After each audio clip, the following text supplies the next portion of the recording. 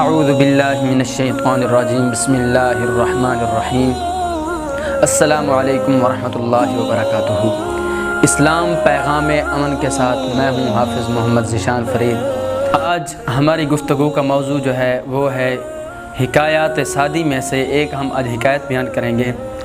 اصل میں شیخ سعدی رحمۃ اللہ علیہ کا اصل نام شیخ مصلح الدین سعدی ہے۔ شیراز میں آپ پیدا ہوئے، ایران کا ایک شہر ہے، تو اسی وجہ سے آپ کو شیرازی کہتے ہیں۔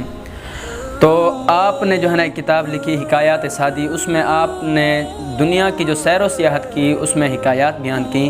تو یہ حکایات جو ہیں یہ قصے کہانیاں نہیں ہیں بلکہ یہ ہمارے سمجھنے کے لیے ہیں۔ چلیے شروع کرتے ہیں اپنے اصل ویڈیو۔ شیخ سعدی رحمۃ اللہ علیہ بیان کرتے ہیں کہ ایک ترک بادشاہ تھا جس کا نام تکش تھا۔ اسے اپنے ایک غلام پر بے حد اعتماد تھا۔ وہ اپنی بات جو کسی کو نہیں بتاتا تھا لیکن اس غلام کو بتاتا تھا۔ ایک دن اس نے ایک بات غلام کو بتائی اور اسے تاکید کی یہ بات کسی کو نہ بتانا۔ اس سے وعدہ بھی لے لیا۔ غلام نے تو وعدہ کر لیا مگر وہ یہ وعدہ پورا نہ کر سکا۔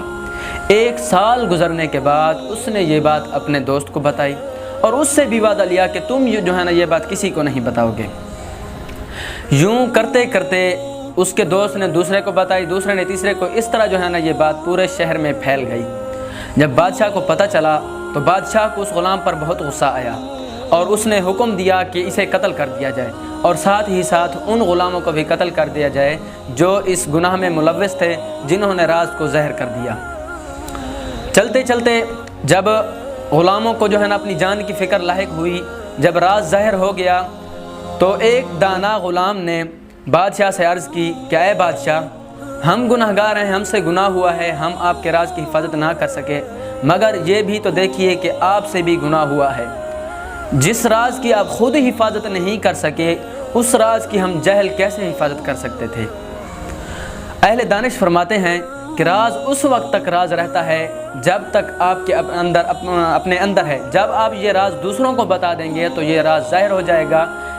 انہوں نے ایک مثال دی کہ جس طرح مضبوط گھوڑا اگر بندھا ہوا ہو تو اس کی رسی ایک کمزور بچہ بھی کھول سکتا ہے، مگر جب وہ بھاگ جائے تو بڑے سے بڑا پہلوان بھی اس کو نہیں پکڑ سکتا۔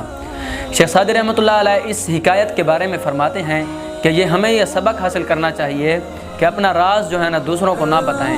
اگر ہم راز دوسروں کو بتا دیں اور تیسرے سے یہ توقع رکھیں کہ یہ ہمارا راز ظاہر نہ ہو تو یہ سب سے بڑی بے وقوفی ہے۔ اگر آپ کو یہ ویڈیو پسند آئی ہے تو اسے لائک کیجئے، شیئر کیجئے اور کمنٹ سیکشن میں بتائیے گا کہ آپ کو یہ ویڈیو کیسی لگی۔ دوستو دعاؤں میں یاد رکھیے گا۔ اللہ حافظ۔